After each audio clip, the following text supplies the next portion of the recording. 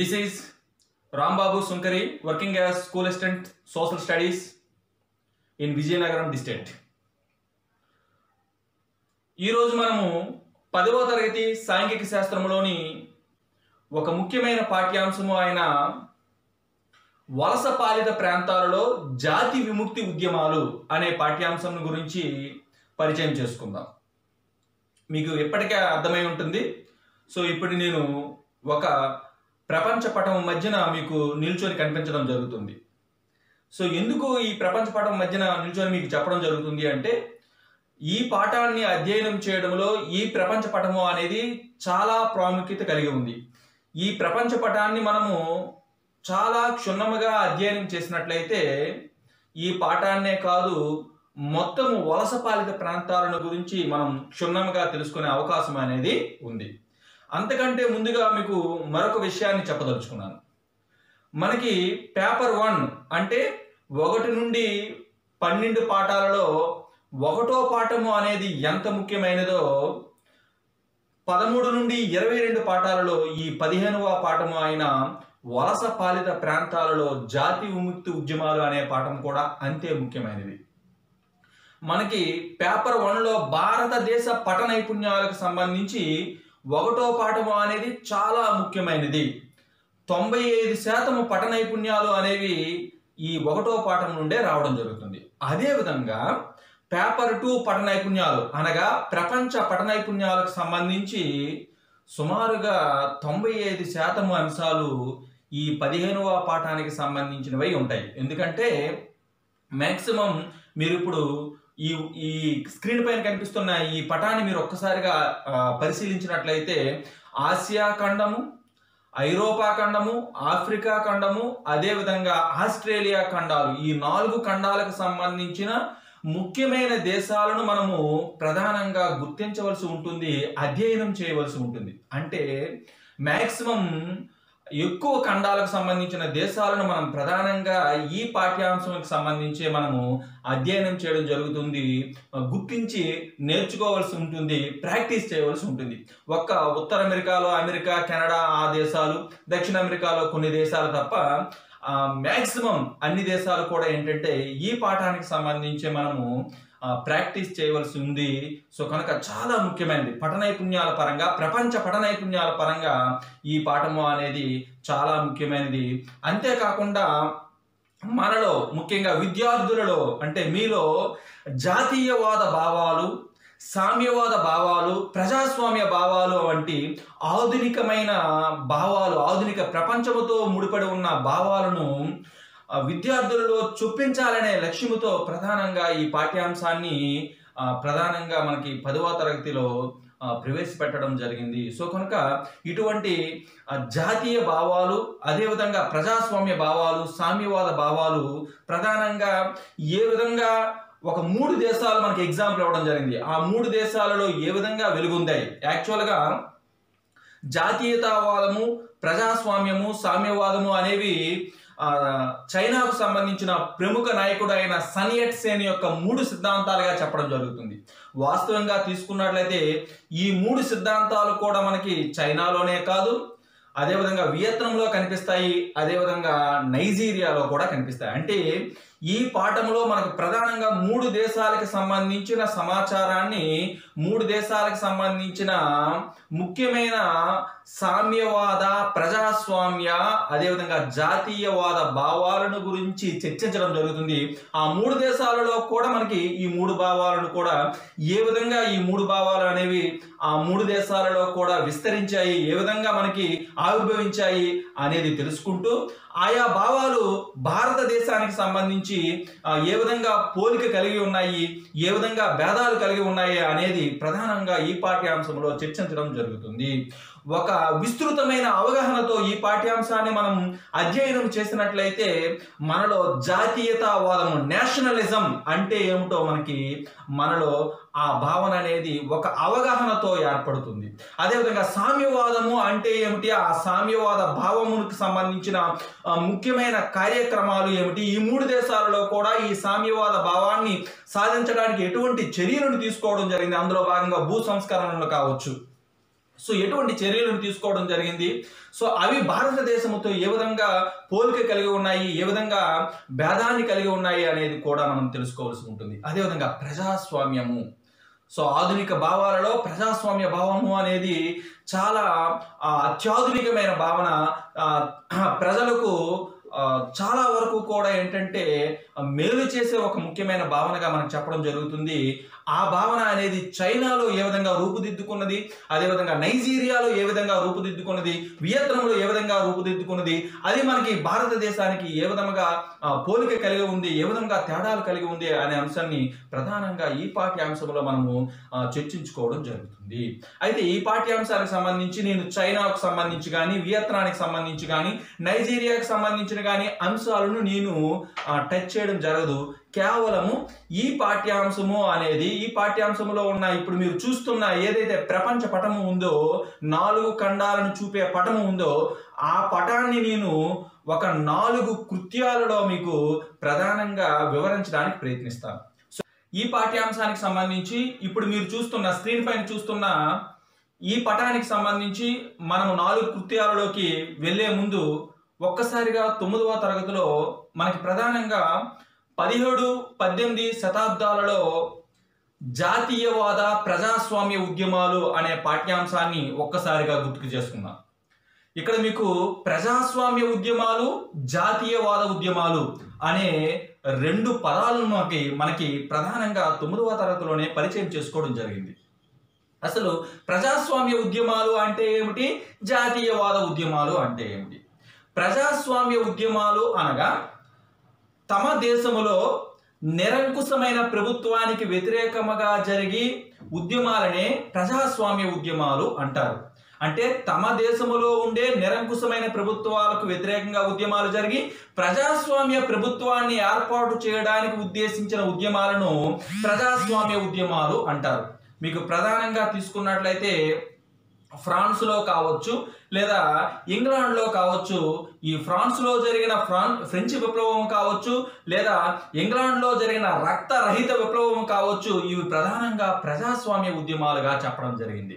ఎందుకంటే ఆ దేశములో నిరంకుశ పాలకులకు వ్యతిరేకముగా ప్రజలు ఉద్యమించి ప్రజాస్వామ్య ప్రభుత్వాలు ఏర్పడడానికి కారణమైన ఆ ఉద్యమాలను ప్రజాస్వామ్య ఉద్యమాలు అంటారు. ఎక్కడ? ఫ్రాన్స్లో జరిగిన ఫ్రెంచ్ విప్లవం కావచ్చు, అక్కడ లూయి చక్రవర్తులకు వ్యతిరేకంగా జరిగిన ఉద్యమం కావచ్చు, అదే విధంగా తీసుకున్నట్లయితే ఇంగ్లాండ్లో అక్కడ రాజుకు వ్యతిరేకంగా జరిగిన మహా విప్లవము, రక్తరహిత విప్లవము కావచ్చు, ఇవి ప్రజాస్వామ్య ఉద్యమాలుగా మనం చెప్పడం జరుగుతుంది. ఎందుకు వీటిని ప్రజాస్వామ్య ఉద్యమాలు అనడం జరిగింది అంటే అక్కడ ఉన్న నిరంకుశ పాలకులకు వ్యతిరేకంగా జరిగి ప్రజాస్వామ్య ప్రభుత్వాన్ని ఏర్పరచడానికి కారణమైన ఉద్యమాలు కనుక వాటిని ప్రజాస్వామ్య ఉద్యమాలుగా చెప్పడం జరుగుతుంది. అయితే ఇక 2వ రకమైన ఉద్యమాలు జాతీయవాద ఉద్యమాలు. జాతీయవాద ఉద్యమాలు అంటే ప్రధానముగా తీసుకున్నట్లయితే ఇతర దేశస్తుల యొక్క పాలనకు వ్యతిరేకముగా, అంటే తమ దేశములో ఇతర దేశాల యొక్క పాలనకు, ఇతర దేశాల యొక్క నియంత్రణకు వ్యతిరేకముగా స్వదేశములో జరిగిన ఈ ఉద్యమాలను ఏమంటారు అంటే జాతీయవాద ఉద్యమాలు అంటారు. అంటే తమ జాతిని ఇతర జాతుల పాలన నుండి, ఇతర దేశాల పాలన నుండి విముక్తి చేసుకోవడానికి చేసిన ఉద్యమాలనే మనము జాతీయవాద ఉద్యమాలు లేదా జాతి విముక్తి ఉద్యమాలు అంటారు. సో ఇక్కడ మనం మాట్లాడుకోబోతున్న ఈ 15వ పాఠానికి సంబంధించి కూడా ముఖ్యమైన అంశం ఏంటంటే జాతి విముక్తి ఉద్యమాలు. అంటే తమ జాతిని విదేశీ పాలన నుండి విముక్తి చేయడానికి ఉద్దేశించబడిన ఉద్యమాలనే జాతి విముక్తి ఉద్యమాలు అంటారు. దీనికి బెస్ట్ ఎగ్జాంపుల్గా మనము 9వ తరగతిలో అమెరికా ఉద్యమాన్ని లేదా అమెరికా విప్లవాన్ని చెప్పవచ్చు. ఎందుకంటే అక్కడ అమెరికా ప్రజలు ఇంగ్లాండ్ యొక్క ప్రభుత్వానికి, ఇంగ్లాండ్ యొక్క పాలనకు వ్యతిరేకముగా, తమ దేశంలో ఇంగ్లాండ్ యొక్క పాలనకు వ్యతిరేకముగా ఉద్యమించి 1783వ సంవత్సరంలో స్వతంత్రము పొందడం జరిగింది. అందుకని దాన్ని ఏమంటాము అంటే జాతీయవాద ఉద్యమము అంటాము. ఇప్పుడు మనం నేర్చుకోబోయేది కూడా ఏంటంటే జాతి విముక్తి ఉద్యమాలు. తమ దేశము ఇతర దేశస్తుల యొక్క పాలన నుండి విముక్తి చేయడానికి ఉద్దేశించబడిన ఉద్యమాలే జాతి విముక్తి ఉద్యమాలు. ఇప్పుడు మనం నేర్చుకోబోయే 3 దేశాలకు సంబంధించిన ఉద్యమాలు అనేవి జాతి విముక్తి ఉద్యమాలు. ఎలా అంటే చైనాలో మంచు చక్రవర్తులు విదేశీ చక్రవర్తులుగా భావించి ఆ మంచు చక్రవర్తుల యొక్క పాలన నుండి చైనాను విముక్తి చేయడానికి అక్కడ జాతి విముక్తి ఉద్యమం జరిగింది. అదే విధంగా మనం వియత్నంలో ఫ్రాన్స్ దేశం యొక్క పాలన నుంచి విముక్తి చేసుకోవడానికి అక్కడ వియత్నమీయులు ఉద్యమం చేయడం జరిగింది. అది కూడా జాతి విముక్తి ఉద్యమమే. అదేవిధంగా నైజీరియాలో బ్రిటన్ దేశం యొక్క పాలన నుండి విముక్తి చేయడానికి అక్కడ ఉద్యమం చేయడం జరిగింది. అది కూడా జాతి విముక్తి ఉద్యమమే. సో కనుక ఏవైతే ఈ వలస పాలిత ప్రాంతాలు ఉన్నాయో ఈ వలస పాలిత ప్రాంతాలలో తమ జాతిని ఇతర జాతుల యొక్క పాలన నుండి విముక్తి చేసుకోవడానికి చేసే ఈ ఉద్యమాలనే మనము జాతి విముక్తి ఉద్యమాలు అంటాము.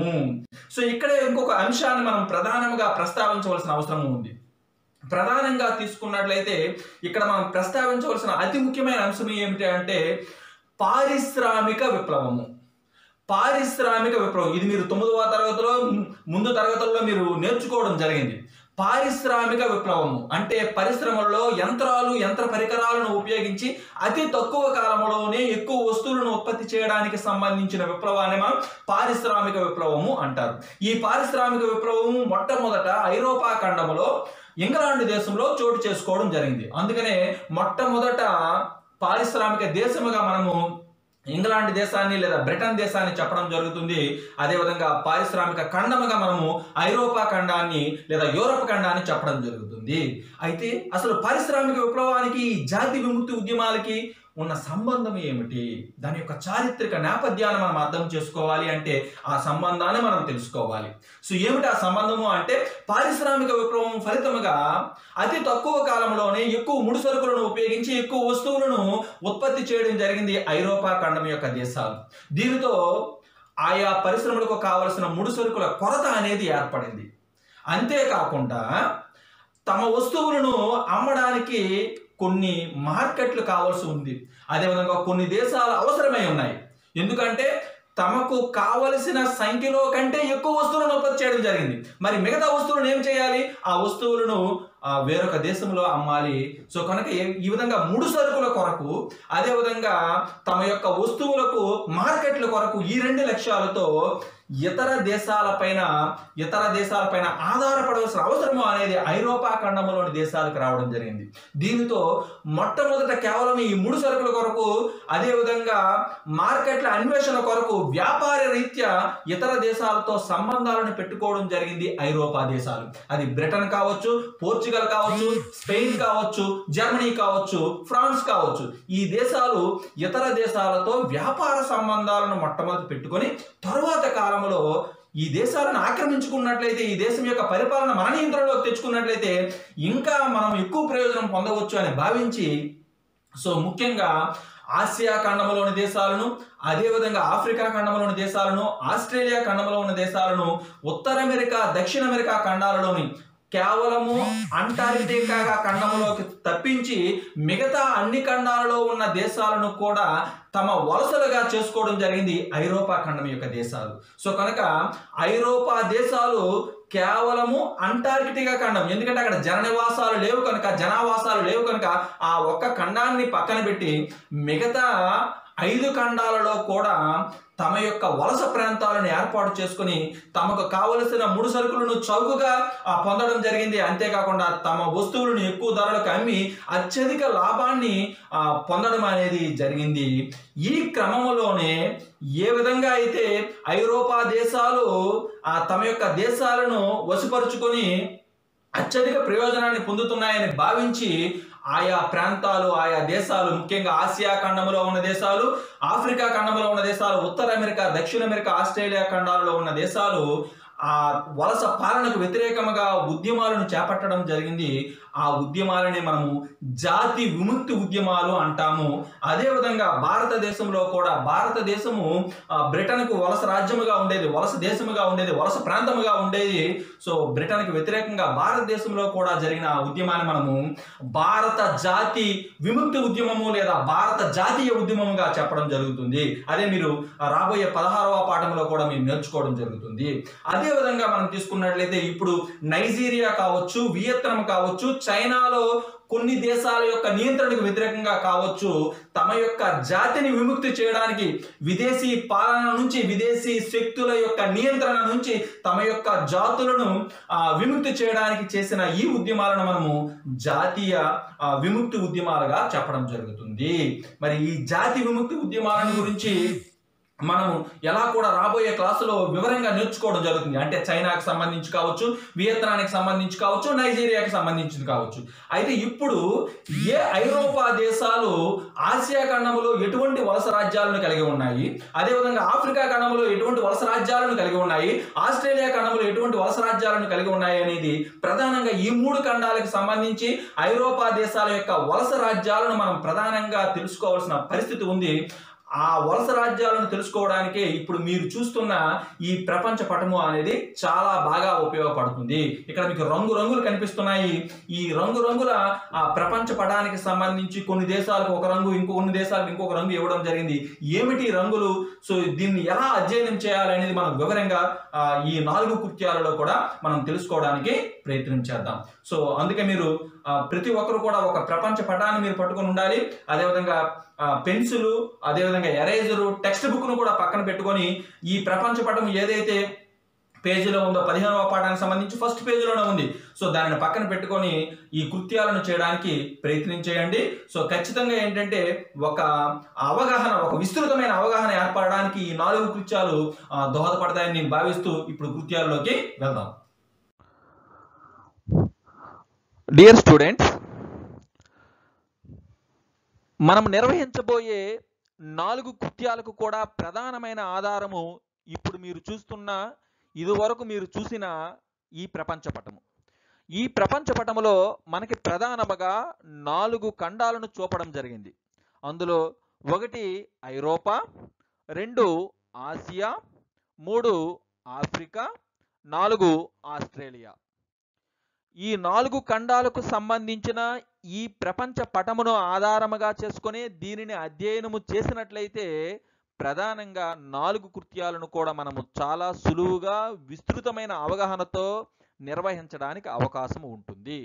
అయితే ఈ ప్రపంచ పటాన్ని మనము అధ్యయనం చేయాలి అంటే, అవగాహన చేసుకోవాలి అంటే ముందుగా మనం ప్రధానముగా పరిశీలించవలసిన అంశం ఏమిటి అంటే, ఈ ప్రపంచ పటములో ముఖ్యంగా ఐరోపా ఖండములో ఒక్కొక్క దేశానికి ఒక్కొక్క రంగును ఇవ్వడం జరిగింది.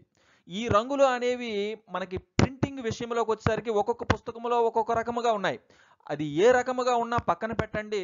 మనకి ప్రధానముగా ఐరోపా ఖండములో ఉండే ఒక దేశానికి ఒక రంగు ఇచ్చారు అంటే అదే రంగు ఆసియా ఖండములో కానీ, ఆఫ్రికా ఖండములో కానీ, ఆస్ట్రేలియా ఖండములో కానీ కనిపించింది అంటే అర్థం ఏమిటంటే, ఆయా దేశాలు ఒకప్పుడు ఆ ఐరోపా దేశానికి వలస రాజ్యముగా ఉండేవి అని మనం గుర్తించాలి.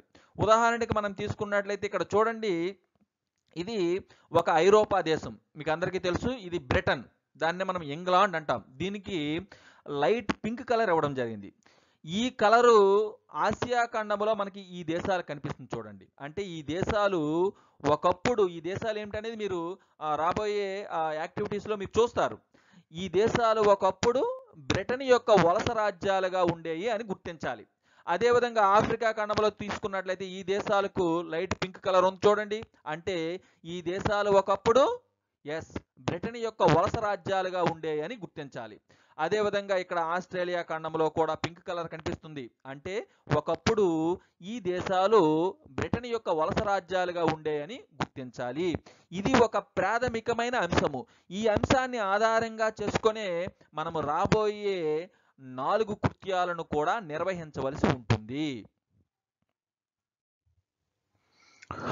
కృత్యము 1, ప్రపంచ పటములో ఖండాలను మరియు ఐరోపా, ఆసియా, ఆఫ్రికా ఖండాలలో ముఖ్యమైన దేశాలను గుర్తించడం. ముందుగా ప్రపంచ పటంలో 7 ఖండాలను కూడా గుర్తిద్దాం. Asia, 2 Africa. సో ఇది ఆఫ్రికా ఖండము. దీనినే మనం చీకటి ఖండము అని కూడా పిలవడం జరుగుతుంది. 3 ఉత్తర అమెరికా, 4 దక్షిణ అమెరికా, 5 అంటార్కిటికా, 6 ఐరోపా లేదా యూరప్, 7 ఆస్ట్రేలియా. ఇవి ప్రపంచ పటములో 7 ఖండాలు. సో ఇది యూరప్ లేదా ఐరోపా యొక్క పటము. సో దీంట్లో మీకు ఇక్కడ చూడండి, ఇక్కడ కనిపిస్తున్న ఈ బాక్సులో దేశము పేరు వస్తుంది. అదేవిధంగా ఇక్కడ ఆ దేశానికి సంబంధించి పట గుర్తింపు కూడా చేయడం జరుగుతుంది. దానిని చాలా జాగ్రత్తగా మీరు పరిశీలన చేయండి. మొదటగా పోర్చుగల్ చూడండి, ఇది పోర్చుగల్ దేశము. దీనికి ఏ రంగు ఇవ్వడం జరిగిందో కూడా అబ్జర్వ్ చేస్తూ ఉండండి. ఎందుకంటే రాబోయే కృత్యాలలో ఆ రంగులతో కూడా మనము కృత్యాలను నిర్వహించవలసిన అవసరం అనేది ఉంటుంది. అదేవిధంగా 2 స్పెయిన్ చూడండి, ఇది స్పెయిన్. 3 ఫ్రాన్స్, ఇది ఫ్రాన్సు. బ్లూ కలర్లో ఐడెంటిఫై చేయడం జరిగింది. మీరు కూడా ఇక్కడ పక్కనే 3 ఫ్రాన్స్ అని రాసుకొని సో ఇక్కడ నెంబర్ వేస్తే సరిపోతుంది. ఎందుకంటే ప్రతి దేశానికి కూడా మీరు ఇక్కడ పేరు రాయడానికి ఇక్కడ స్పేస్ అనేది సరిపోకపోవచ్చు, అందుకని ఇక్కడ నెంబర్ వేయడం జరిగింది. తర్వాత 4 బెల్జియం చూడండి, ఇది బెల్జియం, బ్లాక్ కలర్లో ఇవ్వడం జరిగింది. 5 నెదర్లాండ్స్, ఇది నెదర్లాండ్స్. నెదర్లాండ్స్ అన్నా, హాలాండ్ అన్నా, డచ్ అన్నా ఒకటే. ఈ విషయాన్ని గమనించాలి విద్యార్థులు.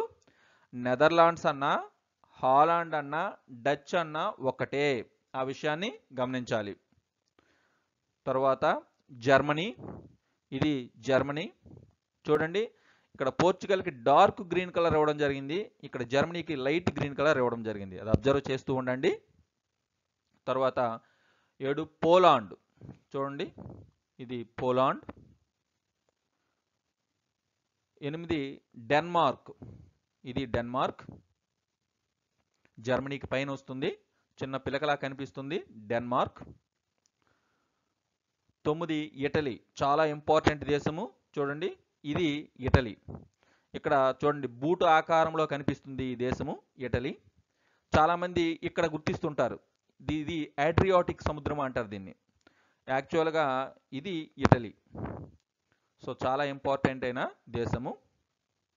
తర్వాత స్విట్జర్లాండ్, ఇది స్విట్జర్లాండ్. ఇటలీకి మనకి లెఫ్ట్ సైడ్ మనకు కనిపిస్తుంది. సో ఇది స్విట్జర్లాండ్. తర్వాత ఆస్ట్రియా 11 ఆస్ట్రియా. చూడండి, ఇది ఇటలీకి మనకి ప్రధానంగా తీసుకున్నట్లయితే రైట్ సైడ్ కనిపిస్తుంది. సో మనకి ఇటలీకి లెఫ్ట్ సైడ్లో మనము స్విట్జర్లాండ్ని గుర్తించాలి, ఇటలీకి రైట్ సైడ్లో మనం తీసుకున్నట్లయితే ఆస్ట్రియాను గుర్తించాలి. ఆస్ట్రేలియా అనేది ఖండము, ఆస్ట్రియా అనేది దేశము. ఆస్ట్రియా అనే దేశము ఐరోపా ఖండంలో ఉంది, ఆస్ట్రేలియా అనేది ఒక సపరేట్ ప్రత్యేకమైన ఖండం. ఆ విషయాన్ని అంటే చాలామంది ఆస్ట్రేలియా ఇస్తే ఆస్ట్రియా దగ్గర, ఆస్ట్రియా ఇస్తే ఆస్ట్రేలియా దగ్గర గుర్తించే పరిస్థితి మనకు ఉంటుంది. దాన్ని గమనించాలి. ఆస్ట్రియా అనేది ఒక దేశము, అది ఐరోపా ఖండంలో ఒక ముఖ్యమైన దేశము. తర్వాత బ్రిటన్, దీన్నే మనం ఇంగ్లాండ్ అంటాం, చాలా ముఖ్యమైన దేశం ఇది. ఎక్కువ వలస రాజ్యాలను కలిగి ఉన్న దేశము కూడా ఇదే బ్రిటన్. దీన్నే మనం ఇంగ్లాండ్ అని కూడా పిలవడం జరుగుతుంది. తర్వాత ఐర్లాండ్, ఇది ఐర్లాండ్. ఇక్కడ ఒక విషయాన్ని గమనించాలి, ఐర్లాండును ఇంగ్లాండును కలిపి యూకే అంటాం, యాక్చువల్గా యునైటెడ్ కింగ్డమ్ అంటాం. అయితే ఒక్కొక్కసారి యునైటెడ్ కింగ్డమ్ అని ఇచ్చినప్పుడు మనం బ్రిటన్ దగ్గర గుర్తించినా మనకు మార్క్ వస్తుంది. కాకపోతే రెండింటిని కలిపి గుర్తిస్తే మనకి మంచి మార్కులు అనేవి, ఫుల్ మార్క్స్ అనేవి రావడం జరుగుతుంది. తర్వాత నార్వే, ఇక్కడ చూడండి ఇది నార్వే. మనకి మొసలు దవడ ఆకారంలో మనకి ఇక్కడ కనిపిస్తుంది. ఇందులో పై దవడ అనేది నార్వే. తర్వాత దిగువ దవడ అంటే స్వీడన్. ఇది స్వీడన్. చాలా సింపుల్గా మనం గుర్తించవచ్చు. తర్వాత ఫిన్లాండ్, చూడండి ఇది ఫిన్లాండ్. 17 రష్యా, చూడండి ఇది రష్యా, చాలా విశాలమైన భూభాగం కలిగిన దేశము రష్యా. తర్వాత హంగేరి, చూడండి ఇది ఆస్ట్రియాకి పక్కనే ఉంటుంది హంగేరి. తర్వాత సెర్బియా, చాలా ముఖ్యమైన దేశము, మొదటి ప్రపంచ యుద్ధానికి కారణమైన ఒక ముఖ్యమైన దేశం ఇది సెర్బియా. ఇది సెర్బియా, ఇక్కడ చూడండి ఇది సెర్బియా. సో ఇవి మనకి ఐరోపా ఖండములోని అతి ముఖ్యమైన దేశాలు. చాలా దేశాలు ఉన్నాయి, అందులో ముఖ్యమైన దేశాలు. ఇందులో మీకు చూడండి ఒక్కొక్క దేశానికి ఒక్కొక్క రంగు ఇవ్వడం జరిగింది. ఆ రంగును బట్టి ఆసియా ఖండములోను, అదేవిధంగా ఆఫ్రికా ఖండములోను, అదేవిధంగా ఆస్ట్రేలియా ఖండములోను ఆయా రంగులు కానీ ఉన్నట్లయితే ఆ దేశాల యొక్క వలస రాజ్యాలుగా మనం భావించాలి. ఉదాహరణకి మనకి ఇక్కడ ముదర ఆకుపచ్చ రంగు ఉంది పోర్చుగల్. సో ఈ ముదర ఆకుపచ్చ రంగు ఆసియా ఖండములో కానీ, లేదా ఆఫ్రికా ఖండములో కానీ, లేదా ఆస్ట్రేలియా ఖండములో కానీ ఏ దేశంకైనా ఉన్నట్లయితే ఆ దేశాలు ఒకప్పుడు పోర్చుగల్ యొక్క వలస రాజ్యాలుగా ఉండేవి అని మనం గుర్తించాలి. ఈ విషయాన్ని చాలా జాగ్రత్తగా మనం అబ్జర్వ్ చేయాలి. ఇది గ్రీస్, చూడండి ఇది గ్రీస్. ఇది కూడా ఒక ముఖ్యమైన దేశము ఐరోపా ఖండంలో. తర్వాత రెండో ఖండము ఆఫ్రికా ఖండం. అయితే ఈ ఆఫ్రికా ఖండంలో కొన్ని దేశాలను ఆల్రెడీ మీకు ఇక్కడ ఫిల్ చేయడం జరిగింది. ఎందుకంటే ఇవి అంత ముఖ్యమైన దేశాలు ఏమి కాదు. మనకు ముఖ్యమైన దేశాలనే మనం ఐడెంటిఫికేషన్ చేస్తున్నాము కనుక వాటిని మనం అబ్జర్వ్ చేద్దాం, ఓకేనా. సో ముందుగా చూసుకున్నట్లయితే ఒకటి ఈజిప్ట్, చూడండి ఇది ఈజిప్ట్. చూడండి ఈజిప్ట్. ఈజిప్ట్కి ఏ రంగు ఇవ్వడం జరిగింది? లైట్ పింక్ కలర్ ఇవ్వడం జరిగింది. లైట్ పింక్ కలర్ ఐరోపా ఖండంలో ఏ దేశానికి ఉంది? బ్రిటన్ దేశానికి ఉంది. అంటే ఒకప్పుడు ఈజిప్ట్ అనేది ఏ దేశం యొక్క వలస రాజ్యంగా ఉండేది? బ్రిటన్ యొక్క వలస రాజ్యంగా ఉండేదని మనం గుర్తించాలి. అదేవిధంగా 2 లిబియా, చూడండి ఇది లిబియా. ఇదే బిస్కెట్ కలర్ రంగు అనేది ఐరోపా ఖండంలో మీరు అబ్జర్వ్ చేస్తే ఇటలీకి ఇవ్వడం జరిగింది. అంటే లిబియా అనేది ఒకప్పుడు ఏ దేశం యొక్క వలస రాజ్యంగా ఉండేది? ఇటలీ యొక్క వలస రాజ్యంగా ఉండేది అని మనం గమనించాలి. తర్వాత 3 అల్జీరియా, చూడండి చాలా పెద్ద దేశము, ఆఫ్రికా ఖండంలోనే చాలా పెద్ద దేశము ఇది అల్జీరియా. సో ఈ అల్జీరియాకి బ్లూ కలర్ ఇవ్వడం జరిగింది. మరి ఐరోపాలో బ్లూ కలర్ ఏ దేశానికి ఇవ్వడం జరిగింది? ఫ్రాన్స్ దేశానికి ఇవ్వడం జరిగింది. అంటే ఒకప్పుడు అల్జీరియా అనేది ఫ్రాన్స్ దేశం యొక్క వలస రాజ్యముగా ఉండేది అని గమనించాలి. తర్వాత మొరాకో, చూడండి ఇది మొరాకో. ఇది కూడా ఫ్రాన్స్ దేశం యొక్క వలస రాజ్యంగానే ఉండేది. 5 టునిష్, ఇది టునిష్. తర్వాత నైజీరియా, చూడండి ఇది నైజీరియా. చాలా ఇంపార్టెంట్ మనకి ఈ లెసన్లో కూడా ఈ నైజీరియా పాఠం గురించి, నైజీరియా దేశం గురించి మనం పూర్తిగా నేర్చుకోవడం జరుగుతుంది. ఈ నైజీరియా అనేది సో ఏ రంగులో ఉంది? లైట్ పింక్ కలర్లో ఉంది. అంటే ఒకప్పుడు నైజీరియా అనేది ఏ దేశం యొక్క, ఏ ఐరోపా దేశం యొక్క వలస రాజ్యంగా ఉండేది అంటే బ్రిటన్ యొక్క వలస రాజ్యంగా ఉండేది. చాలా ఇంపార్టెంట్ అయిన దేశం. తర్వాత తీసుకున్నట్లయితే క్యామరూన్, ఇది చూడండి ఇది క్యామరూన్. సో ఒకప్పుడు ఈ క్యామరూన్ అనేది చూడండి ఇదే కలరు ఐరోపా ఖండంలో దేనికి ఇవ్వడం జరిగిందో తెలుసా? జర్మనీకి ఇవ్వడం జరిగింది. అంటే ఒకప్పుడు క్యామరూన్ అనేది జర్మనీ యొక్క వలస రాజ్యంగా ఉండేది అని మనం ప్రధానంగా గుర్తించాలి. తర్వాత మనం తీసుకున్నట్లయితే ఇది కాంగో, చూడండి ఇది కాంగో, చాలా పెద్ద దేశమే. ఈ కాంగో అనేది నల్ల రంగులో ఇవ్వడం జరిగింది, బ్లాక్ కలర్లో ఇవ్వడం జరిగింది. ఐరోపా ఖండంలో బ్లాక్ కలర్ అనేది దేనికి ఇవ్వడం జరిగింది? బెల్జియంకి ఇవ్వడం జరిగింది. అందుకనే ఒకప్పుడు కాంగో అనేది ఏ దేశం యొక్క వలస రాజ్యముగా ఉండేది అంటే ఎస్, బెల్జియం యొక్క వలస రాజ్యముగా ఉండేది. తర్వాత చూడండి ఉగండా, ఇది ఉగండా. తర్వాత అంగోలా, చాలా ఇంపార్టెంట్ దేశము. చూడండి ఇది అంగోలా. డార్క్ గ్రీన్ కలర్ ఇవ్వడం జరిగింది అంగోలాకు. సో డార్క్ గ్రీన్ కలరు మనం ప్రధానంగా ఐరోపా ఖండంలో ఏ దేశానికి ఇవ్వడం జరిగింది? ఎస్, పోర్చుగల్ దేశానికి ఇవ్వడం జరిగింది. అంటే ఒకప్పుడు అంగోలా అనేది ఏ దేశం యొక్క వలస రాజ్యముగా ఉండేది అంటే పోర్చుగల్ దేశానికి వలస రాజ్యముగా ఉండేది. ఆ విషయాన్ని గుర్తుంచుకోవాలి. తర్వాత 11 నమీబియా. చూడండి ఇది నమీబియా, ఇది లైట్ గ్రీన్ కలరు అంటే జర్మనీ యొక్క వలస రాజ్యముగా ఉండేది. తర్వాత దక్షిణాఫ్రికా, చూడండి లైట్ పింక్ కలరు అంటే బ్రిటన్ యొక్క వలస రాజ్యముగా ఉండేది. తర్వాత జింబాబ్వే 13 జింబాబ్వే, ఇది జింబాబ్వే, ఇది కూడా బ్రిటన్ యొక్క వలస రాజ్యముగా ఉండేది. 14 జాంబియా, ఇది జాంబియా, ఇది కూడా బ్రిటన్ యొక్క వలస రాజ్యముగానే ఉండేది. తర్వాత 15 మొజాంబిక్, చూడండి ఇది మొజాంబిక్, ఇది పోర్చుగల్ యొక్క వలస రాజ్యముగా ఉండేది ఎందుకంటే డార్క్ గ్రీన్ కలర్లో ఉంది. తర్వాత టాంజానియా 16 టాంజానియా, చూడండి ఇది లైట్ గ్రీన్ కలరు అంటే జర్మనీ యొక్క వలస రాజ్యముగా ఉండేది. తర్వాత కెన్యా, చూడండి ఇది కెన్యా అంటే లైట్ పింక్ కలర్లో ఉంది అంటే ఏ దేశం యొక్క వలస రాజ్యము? ఎస్, బ్రిటన్ యొక్క వలస రాజ్యం. తర్వాత ఎస్ 18 ఇథోపియా, చూడండి ఇక్కడ ఇథోపియా. సో ఇథోపియా అనేది చూడండి ఏ కలర్లో ఉంది? ఎస్, గ్రే కలర్లో ఉంది. ఈ గ్రే కలర్లో ఉండేవి ఏ ఐరోపా దేశానికి కాదు, ఏ దేశానికి కూడా వలస రాజ్యముగా లేకుండా స్వతంత్రముగా ఉండే దేశాలు. అంటే ఈ 4 ఖండాలలో గ్రే కలర్ ఎక్కడ కనిపించినా, మనకి బూడిద రంగులో ఉండే ఈ రంగు ఎక్కడ కనిపించినా అవి స్వతంత్ర దేశాలు అని మనం ప్రధానంగా గుర్తించవలసిన అవసరం ఉంది. ఇక్కడ ఆఫ్రికా ఖండంలో ప్రధానంగా 2 స్వతంత్ర దేశాలు ఉన్నాయి. ఒకటి ఇథోపియా, ఇది 2 ఇక్కడ చూడండి గ్రే కలర్ కనిపిస్తుంది, ఇది లైబీరియా అంటారు దీన్ని, లైబీరియా. ఈ 2 కూడా ఆఫ్రికా ఖండంలో ఏ దేశానికి కూడా ఇవి వలస రాజ్యాలుగా లేవు, స్వతంత్రముగా మనుగడ సాగించడం జరిగింది. సో కనుక వీటిని స్వతంత్ర రాజ్యాలు అంటారు. అదేవిధంగా తర్వాత తీసుకున్నట్లయితే సోమాలియా, చూడండి ఈ సోమాలియా అనేది పింక్ కలర్లో ఉంది అంటే ఇది బ్రిటన్ యొక్క వలస రాజ్యము. తర్వాత చూడండి ఇది 20 పశ్చిమ సహారా, చూడండి ఇక్కడ పశ్చిమ సహారా అనేది మనం అబ్జర్వ్ చేసినట్లయితే ఇక్కడ ప్రధానంగా ఎల్లో కలర్లో మనకు కనిపిస్తుంది, డార్క్ ఎల్లోలో కనిపిస్తుంది. ఈ డార్క్ ఎల్లో అనేది మనం ప్రధానంగా ఐరోపా ఖండంలో ఏ దేశానికి ఇవ్వడం జరిగింది అంటే స్పెయిన్ దేశానికి ఇవ్వడం జరిగింది. సో కనుక పశ్చిమ సహారా అనేది ఒకప్పుడు ఏ దేశం యొక్క వలస రాజ్యముగా ఉండేది అంటే స్పెయిన్ యొక్క వలస రాజ్యముగా ఉండేది.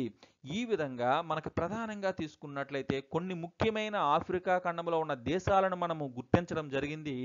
ఈ దేశాలు అనేవి ఒకప్పుడు ఏ ఐరోపా దేశాలకు వలస రాజ్యాలుగా ఉండేవో కూడా మనం చెప్పుకోవడం జరిగింది. అదేవిధంగా మనం తీసుకున్నట్లయితే తర్వాత ఇంకొక ముఖ్యమైన ఖండము ఆసియా ఖండం. సో ఈ ఆసియా ఖండాన్ని మనం ఒకసారిగా అబ్జర్వ్ చేసినట్లయితే ఆసియా ఖండములోని ఏ దేశాలు ఎక్కడ ఉన్నాయి, ఆ దేశాలు ఒకప్పుడు ఏ ఐరోపా దేశాలకు వలస రాజ్యాలుగా ఉండేవో కూడా మనం తెలుసుకోవాల్సిన అవసరం అనేది ఉంది. సో ముందుగా ఒకటి భారతదేశం మనం తీసుకున్నట్లయితే ఇది భారతదేశము మీకు అందరికీ తెలుసు, ఇది పింక్ కలర్లో ఉంది అంటే ఒకప్పుడు భారతదేశము ఏ దేశం యొక్క వలస రాజ్యముగా ఉండేదని మనం చెప్పవచ్చు? ఎస్, బ్రిటన్ యొక్క వలస రాజ్యము లేదా ఇంగ్లాండ్ యొక్క వలస రాజ్యముగా ఉండేదని మనం గుర్తించవచ్చు. తర్వాత 2 పాకిస్తాన్, ఇది పాకిస్తాన్, ఇది కూడా బ్రిటన్ యొక్క వలస రాజ్యముగానే ఉండేది. 3 మయన్మార్, ఇది మయన్మార్, ఇది కూడా ఒకప్పుడు బ్రిటన్ యొక్క వలస రాజ్యముగానే ఉండేది. 4 బంగ్లాదేశ్, ఇది బంగ్లాదేశ్, ఇది కూడా సో ఇక్కడ చూడండి ఇది బంగ్లాదేశ్. సో ఇది కూడా ఒకప్పుడు దేని యొక్క వలస రాజ్యంగా ఉండేది? బ్రిటన్ యొక్క వలస రాజ్యంగానే ఉండేది. మీకు ఎందుకు ఎంత స్పెసిఫిక్గా చెప్పడం జరుగుతుంది అంటే ఆసియా ఖండంలో బ్రిటన్ యొక్క వలస రాజ్యాలను ఒక 4 రాయండి అని మనకు 2 మార్కులు ప్రశ్న అడిగే అవకాశము ఉంటుంది. సో కనుక వాటిని చాలా విపులంగా విస్తృతమైన అవగాహనతో నేర్చుకోవాల్సిన అవసరం అనేది ఉంది. తర్వాత 5 శ్రీలంక, చూడండి ఇది శ్రీలంక, ఇది పింక్ కలర్లో ఉంది, అంటే ఇది కూడా ఒకప్పుడు బ్రిటన్ యొక్క వలస రాజ్యంగానే ఉండేది. తర్వాత చూడండి ఇండోనేషియా. చూడండి చాలా ఇంపార్టెంట్ దేశము, ప్రపంచంలో ఎక్కువ దీవులు కలిగిన దేశం ఇది ఇండోనేషియా. ఈ ఇండోనేషియా అనేది ప్రధానంగా ఈ రంగు ఇటుకు బెడ్డ రంగు ఇది. సో ఈ రంగు ఐరోపా ఖండంలో ఏ దేశానికి ఇవ్వడం జరిగింది అంటే హాలాండ్ లేదా డచ్ లేదా నెదర్లాండ్స్కి ఇవ్వడం జరిగింది. అంటే ఇండోనేషియా ఒకప్పుడు ఏ ఐరోపా దేశం యొక్క వలస రాజ్యముగా ఉండేది అంటే హాలాండ్ యొక్క వలస రాజ్యముగా ఉండేది. డైరెక్ట్గా మనకి బిట్టు కూడా అడుగుతున్నాడు. సో ఆసియా ఖండములో హాలాండ్ యొక్క వలస రాజ్యం ఏది అంటే ఇండోనేషియా. ప్రపంచంలోనే ఎక్కువ దీవుల సముదాయము ఇండోనేషియా. ఇది హాలాండ్ యొక్క వలస రాజ్యముగా ఉండేది. చాలా ఇంపార్టెంట్. సో ఇండోనేషియా అనేది ఏ ఐరోపా దేశం యొక్క వలస రాజ్యముగా ఉండేది? ఎస్, హాలాండ్ యొక్క వలస రాజ్యముగా. హాలాండ్ అన్న డచ్ అన్న నెదర్లాండ్స్ అన్న ఒకటే. తర్వాత మనం తీసుకున్నట్లయితే చూడండి ఇదంతా కూడా మనకి ఇండోనేషియానే. తర్వాత సింగపూర్. చూడండి ఇది సింగపూర్. ఇది ఒకప్పుడు బ్రిటన్ యొక్క వలస రాజ్యంగానే ఉండేది. తర్వాత వియత్నాం చాలా ఇంపార్టెంట్ అయిన దేశము, దీని గురించి కూడా మనం నేర్చుకోవడం జరుగుతుంది. ఇది వియత్నాం. చూడండి ఈ వియత్నాము అనేది బ్లూ కలర్లో ఇవ్వడం జరిగింది. అంటే బ్లూ కలర్ ఐరోపా ఖండంలో ఏ దేశానికి ఇవ్వడం జరిగింది? ఫ్రాన్స్ దేశానికి ఇవ్వడం జరిగింది. అంటే వియత్నాము అనేది ఒకప్పుడు ఏ ఐరోపా దేశం యొక్క వలస రాజ్యముగా ఉండేది అంటే ఎస్, ఫ్రాన్స్కు వలస రాజ్యముగా ఉండేది. దీని మీద కూడా మనకు డైరెక్ట్గా బిట్ అడుగుతుంటాడు. ఏంటంటే ఆసియా ఖండములో ఫ్రాన్స్ యొక్క వలస రాజ్యం ఏది? ఏకైక వలస రాజ్యం ఒకటే, ఏంటంటే వియత్నాము. అదేవిధంగా ఆసియా ఖండములో హాలాండ్ యొక్క వలస రాజ్యం ఏది అంటే ఇండోనేషియా. ఆ రెండింటిని కూడా మనం జాగ్రత్తగా అబ్జర్వ్ చేయాలి.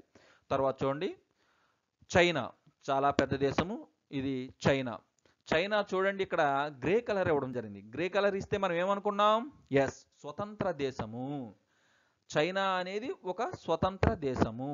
యాక్చువల్గా చైనా అనేది ఏ దేశానికి వలస రాజ్యంగా పూర్తిగా లేదు, స్వతంత్ర దేశమే. అయినప్పటికీ కూడా కొన్ని దేశాల యొక్క నియంత్రణకు లోబడవలసిన పరిస్థితి అనేది ఏర్పడింది.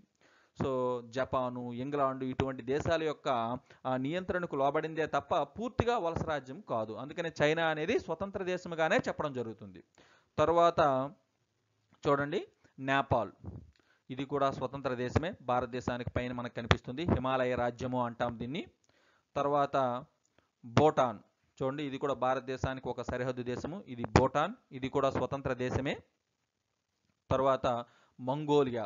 చూడండి చైనాకు పైన ఉంటుంది, ఇది కూడా స్వతంత్ర దేశమే. తర్వాత రష్యా. చూడండి ఆల్రెడీ మనం రష్యా అనేది 2 ఖండాలలో కూడా విస్తరించి ఉన్నది. ఇది ప్రత్యేకమైన సామ్రాజ్యం, రష్యా సామ్రాజ్యం. ప్రత్యేకమైన సామ్రాజ్యం ఇది. అందుకని ప్రత్యేకమైన కలర్లో ఇవ్వడం జరిగింది దీనికి. ఐరోపా ఖండంలో కూడా విస్తరించి ఉన్నది, అదేవిధంగా ఆసియా ఖండంలో కూడా విస్తరించి ఉన్నది. తర్వాత 14 ఇరాన్. చూడండి ఇది ఇరాన్, ఇది కూడా స్వతంత్ర దేశంగానే మనుగడ సాగించింది. తర్వాత ఇరాక్. చూడండి ఇది ఇరాక్, ఇది ఇరాను, ఇరాక్. తర్వాత టర్కీ. చూడండి ఇక్కడ ఇది చూడండి టర్కీ. ఇక్కడ చూడండి నల్ల సముద్రం ఉంది కదా, నల్ల సముద్రానికి దిగువన మనకి ఈ టర్కీ అనేది కనిపించడం జరుగుతుంది. ఇది ఒక ప్రత్యేకమైన సామ్రాజ్యంగానే మనుగడ సాగించడం జరిగింది. తర్వాత జపాన్. చూడండి పసిఫిక్ మహాసముద్రంలో ఉండే ప్రధానంగా 4 దీవుల సముదాయము జపాన్. చాలా ఇంపార్టెంట్ అయిన దేశము. జపాను ఏ దేశానికి కూడా లోబడలేదు కాదు కదా. ఇది ప్రధానంగా ఆసియా ఖండంలో ఒక 2 దేశాలను ఆక్రమించుకొని కొద్ది రోజులు వలస రాజ్యంగా కూడా చేసుకోవడం జరిగింది. ఏమిటంటే చూడండి ఒకసారి ఉత్తర కొరియా. చూడండి ఇది ఉత్తర కొరియా. తర్వాత దక్షిణ కొరియా, ఇది దక్షిణ కొరియా. ఉత్తర కొరియా, దక్షిణ కొరియా ఈ 2 కూడా ఈ జపాన్ కలర్లోనే ఉన్నాయి. అంటే ఒకప్పుడు ఈ ఉత్తర కొరియా, దక్షిణ కొరియాలు జపాన్కు వలస రాజ్యాలుగా ఉండేవి. ఈ విషయాన్ని గమనించాలి. మిగతావన్నీ కూడా ఐరోపా ఖండంలో ఉన్న దేశాలకు వలస రాజ్యాలుగా ఉంటే ఉత్తర కొరియా, దక్షిణ కొరియాలు ప్రధానంగా జపాన్కు కొద్ది రోజులు వలస రాజ్యాలుగా ఉండేవి. తర్వాత పాలస్తీనా. చూడండి ఇది పాలస్తీనా. ఇక్కడ ఇరాను, ఇరాకు, తర్వాత పాలస్తీనా. తర్వాత మనం తీసుకున్నట్లయితే ఇజ్రాయిల్. పాలస్తీనా నుంచి ఏర్పడిన దేశమే ఇజ్రాయెల్. సో ఇక చాలా అంటే ఇక్కడ మనం ముఖ్యంగా మనం తీసుకున్నట్లయితే ఇక్కడ సూయజ్ కాలువ ఉంటుంది. ఇది ఎర్ర సముద్రము. ఈ ఎర్ర సముద్రానికి మధ్యధరా సముద్రానికి మధ్య సూయజ్ కాలువ ఉంటుంది. ఆ కాలువ దగ్గరలోనే పాలస్తీనా, ఇజ్రాయెల్ దేశాలను మనం ఐడెంటిఫై చేయవలసి ఉంటుంది. ఇజ్రాయెల్ అనేది ప్రత్యేక యూదుల దేశముగా పిలవడం జరుగుతుంది. యూదుల కొరకు, జూయిష్ పీపుల్ కొరకు ప్రత్యేకంగా ఏర్పడిన దేశమే ఇజ్రాయిల్. సో ఇది చాలా ఇంపార్టెంట్. మీకు ముందు లెసన్స్లో కూడా ఈ పాలస్తీనా ఇజ్రాయెల్ సమస్య గురించి ఉండడం జరుగుతుంది. సో కనుక చాలా ఇంపార్టెంట్ అయిన దేశము, దాన్ని కూడా మీరు జాగ్రత్తగా ఐడెంటిఫై చేయవలసి ఉంటుంది.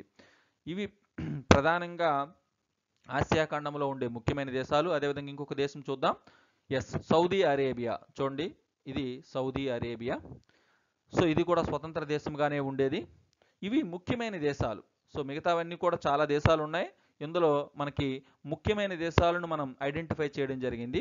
ఇక్కడ ప్రధానంగా మనకి ఏమి గుర్తుంచుకోవాలి అంటే, ఆసియా ఖండములో స్వతంత్ర దేశాలను రాయండి అంటాడు.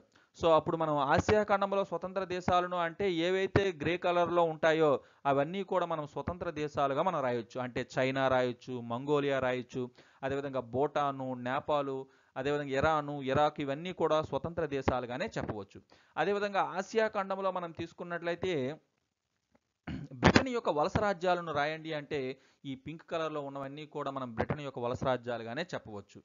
సో అదేవిధంగా ఆసియా ఖండంలో ఫ్రాన్స్ యొక్క వలస రాజ్యం ఏది అంటే ఇక్కడ ఏకైక వలస రాజ్యం ఏంటి? వియత్నాం. అదేవిధంగా ఆసియా ఖండంలో హాలాండ్ యొక్క వలస రాజ్యము ఏది అంటే మనం ఏం రాస్తాం? ఇండోనేషియా రాస్తాం. ఈ విధంగా మనము ప్రధానంగా వివిధ ఐరోపా దేశాలకు ఏ ఆసియా దేశాలు వలస రాజ్యాలుగా ఉన్నాయో మనం తెలుసుకోవాల్సిన అవసరం అనేది ప్రధానంగా ఉంది. అందుకనే ప్రధానంగా ముఖ్యమైన దేశాలను మాత్రమే ఇక్కడ గుర్తించడం జరిగింది. తర్వాత ఓకే, ఆస్ట్రేలియా. ఇది ఆస్ట్రేలియా అనేది పింక్ కలర్లో ఉంది. అంటే ఆస్ట్రేలియా అనేది ఏ దేశం యొక్క వలస రాజ్యముగా మనం చెప్పవచ్చు? ఇంగ్లాండ్ యొక్క వలస రాజ్యముగా చెప్పవచ్చు. అదేవిధంగా ఇది న్యూజిలాండ్. న్యూజిలాండ్ అనేది ప్రధానంగా 2 దీవుల యొక్క సముదాయము. ఈ న్యూజిలాండ్ అనేది కూడా పింక్ కలర్లో ఉంది. అంటే ఒకప్పుడు ఇది ఇంగ్లాండ్ యొక్క వలస రాజ్యంగానే ఉండేది. ఇవి ప్రధానముగా వివిధ ఐరోపా దేశాలు ఆసియా ఖండములోను, ఆఫ్రికా ఖండములోను, ఆస్ట్రేలియా ఖండములోను ఏ వలస రాజ్యాలను కలిగి ఉన్నాయో మనం ప్రధానముగా పటముఖముగా, పట గుర్తింపు పరంగా మనం ప్రధానముగా ఇంతవరకు కూడా మొదటి కృత్యములో మనము గుర్తించడం జరిగింది. ఇప్పుడు మనము దీనిని ఆధారంగా చేసుకొని రెండవ కృత్యములోకి వెళ్దాం. కృత్యము 2. మీకు చూపబోయే పటాలు ఆధారంగా దిగువ పట్టికను పూరించండి. చూడండి, ఇక్కడ ఒక పట్టికను ఇవ్వడం జరిగింది. ఈ పట్టికను ఇప్పుడు మీకు చూపబోయే పటాలను ఆధారంగా అక్కడ దేశాల పేర్లు ఇవ్వడం జరగదు, కేవలము పటము మాత్రమే చూపడం జరుగుతుంది. ఆ దేశము పేరు ఇవ్వడం జరగదు, ఆ దేశము అనేది మీకు చూపడం జరుగుతుంది. అది ఏ దేశమో మీరు ఐడెంటిఫై చేసి ఆ దేశాన్ని, అది బ్రిటన్ యొక్క వలస రాజ్యమా, ఫ్రాన్స్ యొక్క వలస రాజ్యమా, హాలాండ్ యొక్క వలస రాజ్యమా, పోర్చుగల్ యొక్క వలస రాజ్యమా, ఇటలీ యొక్క వలస రాజ్యమా, లేదా బెల్జియం యొక్క వలస రాజ్యమా, లేదా స్వతంత్ర దేశమా అనేది మీరు గుర్తించి ఈ టేబుల్లో మీరు రాయవలసిన అవసరం అనేది ఉంది. చాలా ఇంపార్టెంట్ ఈ యాక్టివిటీ. సో అందుకని ఇక్కడ మీకు చూడండి, ఇక్కడ ఒక టేబుల్ని ఎలా ఇవ్వడం జరిగింది? బ్రిటన్ యొక్క వలసలు అంటే ఆసియా ఖండాన్ని చూపెట్టేటప్పుడు ఆసియా ఖండంలో ప్రధానంగా పింక్ కలర్లో ఉన్నవన్నీ కూడా బ్రిటన్ యొక్క వలసలే. అందుకని ఇక్కడ మీకు పింక్ కలర్లోనే ఇవ్వడం జరిగింది. తర్వాత ఆసియా ఖండంలో చూపెట్టేటప్పుడు ఫ్రాన్స్ దేశానికి సంబంధించి బ్లూ కలర్లో ఇవ్వడం జరిగింది కనుక బ్లూ కలర్లో ఉన్నవన్నీ కూడా ఫ్రాన్స్ యొక్క వలసలే. సో ఈ కలర్లో ఉన్నవన్నీ కూడా హాలాండ్ యొక్క వలసలు, ఈ కలర్లో ఉన్నవన్నీ కూడా పోర్చుగల్ యొక్క వలసలు, ఈ కలర్లో ఉన్నవన్నీ కూడా ఇటలీ యొక్క వలసలు, ఈ నలుపు రంగులో ఉన్నవన్నీ కూడా బెల్జియం యొక్క వలసలు. సో ఈ గ్రే కలర్లో ఉన్నవన్నీ కూడా స్వతంత్ర రాజ్యాలు. అంటే మీకు ఇప్పుడు ఆసియా ఖండాన్ని, ఆఫ్రికా ఖండాన్ని, ఆస్ట్రేలియా ఖండాన్ని మీకు చూపడం జరుగుతుంది స్క్రీన్ పైన. ఆ చూపెట్టిన ఆ పటాలను ఆధారంగా చేసుకొని మీరు ఈ పట్టికను మనం ఫిలప్ చేయాలి, పూర్తి చేయాలి. చాలా అబ్జర్వ్ చేయండి, జాగ్రత్తగా అబ్జర్వ్ చేస్తేనే మనం దీనిని మీరు నింపగలరు. సో ఒక్కసారిగా ఒక 1 మినిట్లో మీరు ఆ పట్టికను వేసుకోవడానికి ప్రయత్నం చేయండి. ఓకే, సో ఈ పట్టికను మీరు ఇలా మీరు ఆసియా ఖండము, ఆఫ్రికా ఖండము, ఆస్ట్రేలియా ఖండము అనేది ఇలా అడ్డుగా రాయండి. ఇలా నిడువుగా వచ్చేసరికి ఆయా ఐరోపా దేశాల పేర్లను రాసుకోండి. రాసుకున్నట్లయితే చాలా సులువుగా మీకు ఈ పట్టికను మనం పూర్తి చేయడానికి అవకాశం ఉంటుంది. మరొకసారి ఈ దేశాలకు సంబంధించి రంగులను కూడా మీకు చూపడం జరుగుతుంది. చూడండి.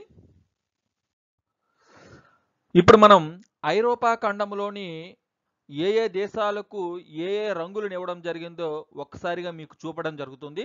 ఈ రంగులను ఆధారంగా చేసుకునే మీరు ఇంకొక కృత్యాన్ని నిర్వహించవలసిన పరిస్థితి ఉంది.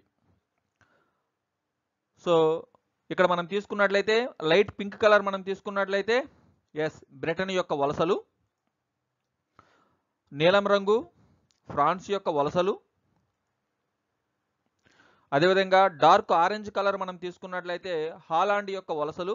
హాలాండ్ అన్నా డచ్ అన్నా నెదర్లాండ్స్ అన్నా ఒకటే, ఈ విషయాన్ని మీరు గమనించాలి. ఆల్రెడీ మనం చెప్పుకోవడం జరిగింది. రెడ్ కలర్ ఎరుపు రంగు ఇటలీ యొక్క వలసలను తెలియజేస్తున్నాయి. ముదుర ఆకుపచ్చ రంగు పోర్చుగల్ యొక్క వలసలను తెలియజేయడం జరుగుతుంది.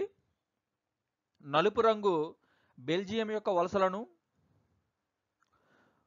ముదుర పసుపు రంగు స్పెయిన్ యొక్క వలసలను, అదేవిధంగా మనం తీసుకున్నట్లయితే లేత ఆకుపచ్చ రంగు జర్మనీ యొక్క వలసలను, అదేవిధంగా మనం తీసుకున్నట్లయితే ఇక్కడ బిస్కెట్ కలర్ మనం తీసుకున్నట్లయితే జపాన్ యొక్క వలసలను, గ్రే కలర్ బూడిద రంగు స్వతంత్ర రాజ్యాలను తెలపడం జరుగుతుంది. ఈ రంగులను ఆధారంగా చేసుకొని మనము ఈ కృత్యాన్ని నిర్వహించాలి. చూడండి. ఇప్పుడు మొదట ఆఫ్రికా ఖండానికి సంబంధించిన దేశాలను చూపడం జరుగుతుంది. ఈ దేశం పింక్ కలర్లో ఉంది. ఈ దేశం పేరేంటో మీరు గుర్తించాలి. అదేవిధంగా ఆ దేశము పింక్ కలర్లో ఉంది కనుక ఏ దేశం యొక్క వలస రాజ్యమో అక్కడ ఆ టేబుల్లో రాయవలసి ఉంటుంది. పింక్ కలర్లో ఉంది. ఇది ఏ దేశము? ఈజిప్ట్. ఈ పింక్ కలర్లో ఉంది అంటే ఏ దేశం యొక్క వలస రాజ్యము? బ్రిటన్ యొక్క వలస రాజ్యము. ఆ విధంగా మనం గుర్తించవలసిన అవసరం అనేది ఉంది. తర్వాత చూడండి, ఇది లిబియా. మీకు తెలుసు, ఆల్రెడీ మనం గుర్తించాం కదా. ఇది ఏ దేశం యొక్క వలస రాజ్యము? ఇటలీ యొక్క వలస రాజ్యము. తర్వాత చూడండి, బ్లూ కలర్. ఇది ఏ దేశం? ఇది అల్జీరియా. అంటే ఈ బ్లూ కలర్లో ఉన్నది ఏ దేశం యొక్క వలస రాజ్యాలు? ఫ్రాన్స్ యొక్క వలస రాజ్యం. కనుక అల్జీరియా అనేది ఫ్రాన్స్కి ఎదురుగా రాసుకోవాలి. తర్వాత మనం తీసుకున్నట్లయితే మొరాకో, ఇది కూడా ఫ్రెంచ్ యొక్క వలస రాజ్యమే. తర్వాత టునీషియా, ఇది కూడా ఫ్రెంచ్ యొక్క వలస రాజ్యమే. తర్వాత చూడండి, ఇది చాలా ఇంపార్టెంట్ దేశము. ఈ దేశం గురించి మనం నేర్చుకోవడం జరుగుతుంది. ఏంటి? నైజీరియా. ఏ దేశం యొక్క వలస రాజ్యము? బ్రిటన్ యొక్క వలస రాజ్యము. తర్వాత ఇది చూడండి, ఇది క్యామరూన్. ఏ దేశం యొక్క వలస రాజ్యము? జర్మనీ యొక్క వలస రాజ్యము. తర్వాత ఇది కాంగో. ఏ దేశం యొక్క వలస రాజ్యము? బెల్జియం యొక్క వలస రాజ్యం. తర్వాత ఇది ఉగండా. ఇది కూడా బెల్జియం యొక్క వలస రాజ్యముగా చెప్పవచ్చు. అంగోలా. ఏ దేశం యొక్క వలస రాజ్యము? డార్క్ గ్రీన్ కలర్ చూడండి, పోర్చుగల్కి ఇవ్వడం జరిగింది కనుక అంగోలా అనేది ఏ దేశం యొక్క వలస రాజ్యము? పోర్చుగల్ యొక్క వలస రాజ్యము. తర్వాత ఇది చూడండి, లైట్ గ్రీన్ కలర్. ఇక్కడ మన క్యామరూన్కి ఏ కలర్ అయితే ఇచ్చామో ఇక్కడ ఇది నమీబియా. ఏ దేశం యొక్క వలస రాజ్యము? జర్మనీ యొక్క వలస రాజ్యము. ఇది చూడండి, సౌత్ ఆఫ్రికా. ఇది మనం తీసుకున్నట్లయితే పింక్ కలర్లో ఉంది అంటే ఏ దేశం యొక్క వలస రాజ్యము? బ్రిటన్ యొక్క వలస రాజ్యం. ఇక్కడ చూడండి, ఇది జింబాబ్వే. ఏ దేశం యొక్క వలస రాజ్యము? బ్రిటన్ యొక్క వలస రాజ్యం. ఇది జాంబియా. ఇది కూడా బ్రిటన్ యొక్క వలస రాజ్యమే. ఇక్కడ చూడండి, ఇది మొజంబిక్. ఏ దేశం యొక్క వలస రాజ్యము? పోర్చుగల్ యొక్క వలస రాజ్యము. ఇది చూడండి, టాంజానియా. ఏ దేశం యొక్క వలస రాజ్యము? జర్మనీ యొక్క వలస రాజ్యము. ఇది మనం తీసుకున్నట్టయితే కెన్యా ఏ దేశం యొక్క వలస రాజ్యము? ఎస్. ఇది కూడా పింక్ కలర్లో ఉంది కనుక ఎస్, బ్రిటన్ యొక్క వలస రాజ్యం. ఇది చూడండి, ఏంటి దేశం పేరు? ఇథోపియా. ఏ దేశం యొక్క వలస రాజ్యము? గ్రే కలర్లో ఉంది అంటే ఏ దేశానికి కూడా వలస రాజ్యము కాదు, ఇది స్వతంత్ర దేశము. అంటే ఆఫ్రికాలో ఉండే స్వతంత్ర దేశం ఏది అంటే ఇథోపియా.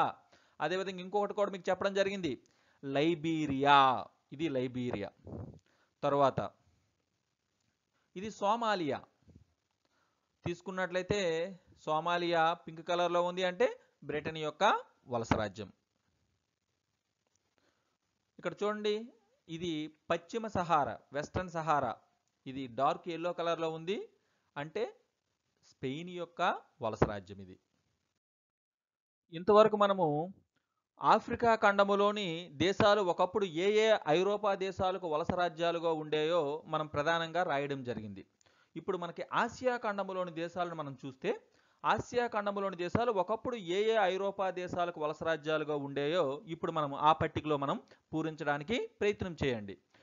చూడండి, మొదటిది తీసుకున్నట్లయితే ఒకటి చూడండి, మొదటి దేశం ఇది ఏంటిది? భారతదేశం. పింక్ కలర్లో ఉంది అంటే ఏ దేశం యొక్క వలస రాజ్యము? ఎస్, బ్రిటన్ యొక్క వలస రాజ్యం. తర్వాత 2 పాకిస్తాన్. ఇది కూడా మనకి బ్రిటన్ యొక్క వలస రాజ్యమే. 3 చూడండి, మయన్మార్. ఇది కూడా మనకి బ్రిటన్ యొక్క వలస రాజ్యమే. 4 బంగ్లాదేశ్. ఇది కూడా బ్రిటన్ యొక్క వలస రాజ్యం. 5 శ్రీలంక. ఇది కూడా బ్రిటన్ యొక్క వలస రాజ్యంగానే ఉండేది. చూడండి, ఇది 6 ఏంటిది? ఏ దేశము? ఇండోనేషియా. ఇండోనేషియా అనేది ఏ ఐరోపా దేశం యొక్క వలస రాజ్యంగా ఉండేది అని చెప్పుకున్నాం? Yes, Holland. హాలాండ్ అన్న, డచ్ అన్న, నెదర్లాండ్స్ అన్న ఒక్కటే. ఆసియా ఖండములో హాలాండ్కు ఉన్న ఏకైక వలస దేశం ఏది అంటే ఇండోనేషియా. తర్వాత చూడండి, ఇది సింగపూర్. ఇది పింక్ కలర్లో ఉంది అంటే బ్రిటన్ యొక్క వలస రాజ్యముగా ఉండేది. తర్వాత ఇది చూడండి, 8 ఏంటిది?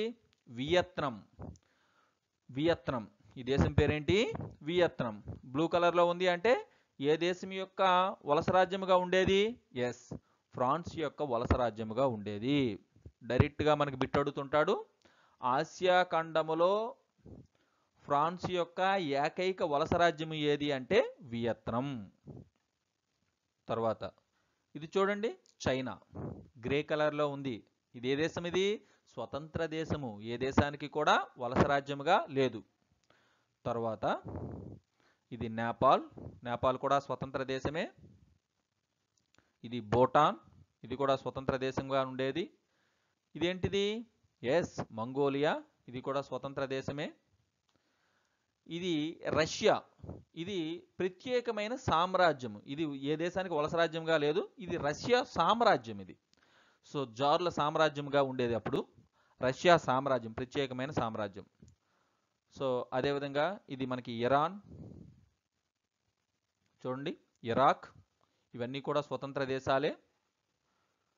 ఇది టర్కీ. ఇది ప్రత్యేకమైన సామ్రాజ్యమే.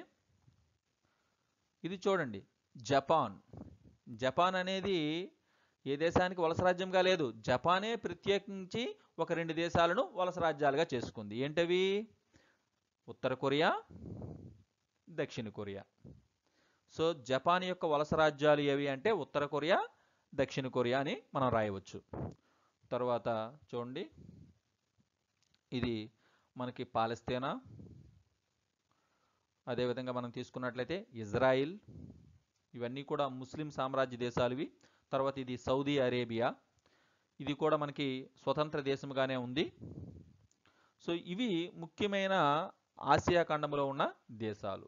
సో ఇందులో మనం ప్రధానంగా గుర్తుంచుకోవాల్సిన అంశం ఏంటి అంటే ఆసియా ఖండములోని స్వతంత్ర దేశాలు ఏవి అంటే కనీసం మనం ఒక 3 పేర్లు రాయగలిగే విధంగా ఉండాలి. సో ఆసియా ఖండంలో స్వతంత్ర దేశాలు ఏమిటి? చైనా రాయొచ్చు, మంగోలియా రాయొచ్చు, అదేవిధంగా నేపాల్ రాయొచ్చు, భూటాన్ రాయొచ్చు. ఇవన్నీ కూడా స్వతంత్ర దేశాలు. అదేవిధంగా ఆసియా ఖండములో బ్రిటన్ వలస రాజ్యాలు ఏవి అంటే సో మనం భారతదేశం రాయొచ్చు, బంగ్లాదేశ్, మయన్మారు, పాకిస్తాను, శ్రీలంక ఇవన్నీ కూడా రాయొచ్చు. అదేవిధంగా ఆసియా ఖండంలో ఫ్రాన్స్ యొక్క వలస రాజ్యం ఏది అంటే వియత్నాం రాస్తాం. అదేవిధంగా ఆసియా ఖండంలో హాలాండ్ యొక్క వలస రాజ్యం ఏది అంటే ఏం రాస్తాం? ఇండోనేషియా రాస్తాము. ఇవి ప్రధానంగా ఆసియా ఖండంలో ఉండే దేశాలకు సంబంధించి ముఖ్యమైన అంశాలు. ఇక తర్వాత ఇది ఆస్ట్రేలియా. ఆస్ట్రేలియా అనేది మనకి పింక్ కలర్లో ఉంది అంటే సో ఏ దేశం యొక్క వలస రాజ్యము? ఆస్ట్రేలియా అనేది బ్రిటన్ యొక్క వలస రాజ్యం. అదేవిధంగా ఇది న్యూజిలాండ్ అనేది కూడా బ్రిటన్ యొక్క వలస రాజ్యమే. సో ఇప్పుడు మనం పట్టికను మనం చూద్దాం. ఏదైతే ఇప్పుడు మీరు పూరించారో ఆ పట్టిక అనేది ఈ విధంగా మీకు వచ్చుంటుంది. బ్రిటన్ యొక్క వలసలు మనం తీసుకున్నట్లయితే చూడండి, ఆసియా ఖండంలో బ్రిటన్ యొక్క వలసలు, ఆఫ్రికా ఖండంలో బ్రిటన్ యొక్క వలసలు, ఆస్ట్రేలియా ఖండంలో బ్రిటన్ యొక్క వలసలు. అదేవిధంగా మనం ఫ్రాన్స్ వలసలు తీసుకున్నట్లయితే ఆసియా ఖండంలో ఫ్రాన్స్ యొక్క వలస, ఆఫ్రికా ఖండంలో ఫ్రాన్స్ యొక్క వలస, ఆస్ట్రేలియా ఖండంలో లేదు, అందుకని ఇక్కడ మీకు చూపడం జరగలేదు. అదేవిధంగా హాలాండ్ వలసలు మనం తీసుకున్నట్లయితే ఆసియా ఖండంలో మాత్రమే ఉంది, ఇండోనేషియా. అదేవిధంగా పోర్చుగల్ యొక్క వలసలు మనం తీసుకున్నట్లయితే ఆసియా ఖండంలో లేవు, ఆఫ్రికా ఖండంలో అంగోలా. అదేవిధంగా ఇటలీ యొక్క వలసలు మనం తీసుకున్నట్లయితే ఆసియా ఖండంలో లేవు, ఆఫ్రికా ఖండంలో లిబియా. బెల్జియం యొక్క వలస మనం ప్రధానంగా తీసుకున్నట్లయితే ఆసియా ఖండంలో లేవు, ఇక్కడ ఆఫ్రికా ఖండంలో కాంగో. స్వతంత్ర రాజ్యాలు మనం తీసుకున్నట్లయితే ఆసియా ఖండంలో చైనా, మంగోలియా, ఆఫ్రికా ఖండంలో ఇథోపియా. ఆస్ట్రేలియా ఖండంలో స్వతంత్ర రాజ్యాలు లేవు, ఎందుకంటే ఉండేవే 2 దేశాలు అక్కడ. సో ఆ 2 కూడా మనకి ఏ దేశం యొక్క వలస రాజ్యాలుగా ఉన్నాయి? బ్రిటన్ యొక్క వలస రాజ్యాలుగా ఉన్నాయి. సో కనుక ఈ విధంగా మీకు పట్టిక అనేది తయారై ఉంటుంది. సో ఇప్పుడు ఈ పట్టికను బేస్ చేసుకొని ఇక్కడ చూడండి, కృత్యము 3 అనేది ఏంటంటే దిగువ పట్టికను చదివి ఆ దిగువన ఇవ్వబడిన ప్రశ్నలకు సమాధానాలు రాయండి. అంటే ఇప్పుడు ఇలా మీకు పట్టిక వచ్చింది కదా, మీరు కూడా నోట్స్లో మీరు ఈ పట్టికను నోట్ చేసుకుని ఉంటారు. ఈ పట్టికను ఆధారంగా చేసుకొని మనం ఇప్పుడు కొన్ని ప్రశ్నలకు సమాధానాలు రాయడానికి ప్రయత్నం చేద్దాం. అందులో మొదటి ప్రశ్న చూద్దాం. చూడండి, ఆఫ్రికా, ఆసియాలలో బ్రిటన్ వలస రాజ్యాలను రాయండి. ఇక్కడ ఆసియా ఖండములో ఉండే వలస రాజ్యాలు రాయాలి, బ్రిటన్ యొక్క వలస రాజ్యాలు రాయాలి, ఆఫ్రికా ఖండంలో ఉండే బ్రిటన్ యొక్క వలస రాజ్యాలు కూడా రాయాలి. ఇందులో ఒక 2, అందులో ఒక 2 రాస్తే చాలు. ఇప్పుడు ఆఫ్రికా ఖండంలోనైతే నైజీరియా, దక్షిణాఫ్రికా ఒక 2 దేశాలు రాద్దాం. అదేవిధంగా బ్రిటన్ యొక్క వలస రాజ్యాలు ఆసియా ఖండంలోనైతే భారతదేశము, పాకిస్తాన్ ఒక 2 దేశాలు రాస్తే సరిపోతుంది. ఓకే, తర్వాత రెండో క్వశ్చన్ చూస్తే, ఆఫ్రికా, ఆసియాలలో ఫ్రాన్స్ వలస రాజ్యాలను రాయండి. ఇక్కడ మనం తీసుకున్నట్లయితే ఆఫ్రికాలో ఫ్రాన్స్ వలస రాజ్యాలు మనం తీసుకున్నట్లయితే అల్జీరియా, టునిషు, మొరాకో ఒక 3 దేశాలు ఇక్కడ మనం ఎక్కువే ఉన్నాయి, బట్ ఒక 3 దేశాలు ముఖ్యమైన దేశాలు మనం రాయడం జరిగింది. తర్వాత ఆసియా ఖండంలో ఫ్రాన్స్ యొక్క వలస రాజ్యం ఏంటి? వియత్నాం. సో ఇవి మనం ఇక్కడ ఆన్సర్గా రాస్తే సరిపోతుంది. తర్వాత మనం తీసుకున్నట్లయితే మూడో ప్రశ్న, ఆస్ట్రేలియా ఏ దేశం వలస రాజ్యముగా ఉండేది? ఇది ఆస్ట్రేలియా మీకు కనిపిస్తుంది కదా. ఈ ఆస్ట్రేలియా అనేది ఏ దేశం యొక్క వలస రాజ్యముగా ఉండేది? ఎస్, బ్రిటన్ యొక్క వలస రాజ్యముగా ఉండేది. సో కనుక ఆ విధంగా మనం దానికి ఆన్సర్ బ్రిటన్ అనే సమాధానము రాయవచ్చు. తర్వాత నాలుగో ప్రశ్న చూడండి, ఆఫ్రికాలో ఒక స్వతంత్ర రాజ్యాన్ని రాయండి. చూడండి, స్వతంత్ర రాజ్యాలు మనం తీసుకున్నట్లయితే ఆఫ్రికా, ఇది ఆఫ్రికా ఖండం కదా, ఆఫ్రికాలో స్వతంత్ర రాజ్యాలు సో మనం ప్రధానంగా తీసుకున్నట్లయితే ఇథోపియా అని చెప్పాను. అదేవిధంగా ఇంకొక దేశం పేరు కూడా మీకు చెప్పడం, ఏంటది? లైబీరియా.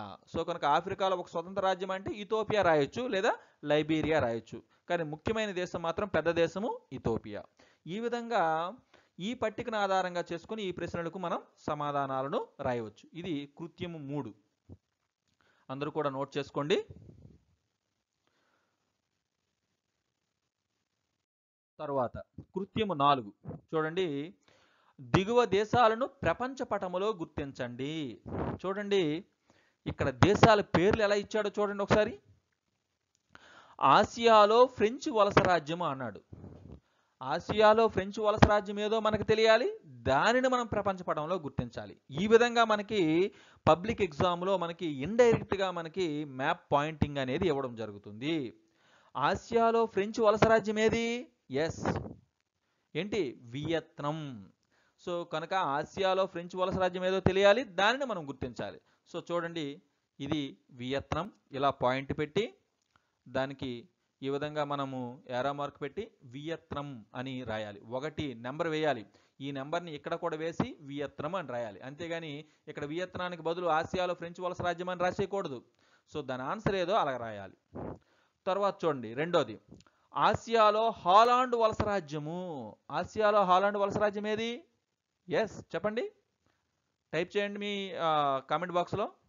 Yes, Indonesia. సో చూడండి, ఇది ఇండోనేషియా. సో ఇదంతా కూడా ఇండోనేషియా.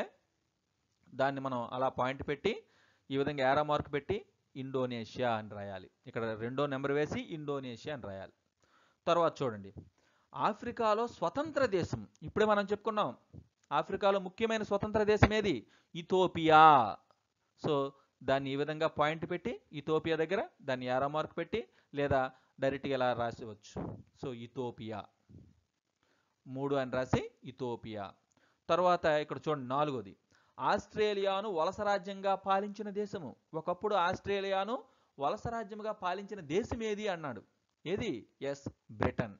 సో కనుక దాన్ని ఇలా పాయింట్ పెట్టి దానికి ఇలా యారో మార్క్ పెట్టి మనం 4 అని నెంబర్ వేసి బ్రిటన్ అని రాయాలి. ఈ విధంగా పటాన్ని గుర్తించేటప్పుడు పటములో ఉండే ముఖ్యమైన ఏవైతే ఇచ్చిన అంశాలను గుర్తించేటప్పుడు, దేశాలు కావచ్చు, ప్రదేశాలు కావచ్చు, పర్వతాలు కావచ్చు, గుర్తించేటప్పుడు దానికి పాయింట్ పెట్టి దానికి సంబంధించిన నెంబరు వేసి దానికి సంబంధించి ఒకవేళ ఇండైరెక్ట్గా ఇస్తే సో దాన్ని ఆ ఇండైరెక్ట్గా ఇచ్చిన దీనికి ఆన్సర్ ఏమిటో అది తెలుసుకొని రాయవలసిన పరిస్థితి ఉంటుంది. మనకు డైరెక్ట్గా వియత్నం ఇచ్చాడు అనుకోండి, ప్రాబ్లమే లేదు, ఆ వియత్నాన్ని మనం తీసుకెళ్ళి అక్కడ రాసేస్తాం. కానీ ఇక్కడ అలా ఇవ్వలేదు. ఆసియాలో ఫ్రెంచ్ వలస రాజ్యము అన్నాడు. ఆసియాలో ఫ్రెంచ్ వలస రాజ్యం ఏదో తెలుసుకొని దానిని అక్కడ మనం రాయవలసిన పరిస్థితి అనేది ఉంది. సో ఈ విధంగా మనకి పట నైపుణ్యానికి సంబంధించి ఈ కృత్రిమ అనేది చాలా బాగా అనేది ఉపయోగపడుతుంది. సో ఇది 4వ కృత్యానికి సంబంధించిన అంశం.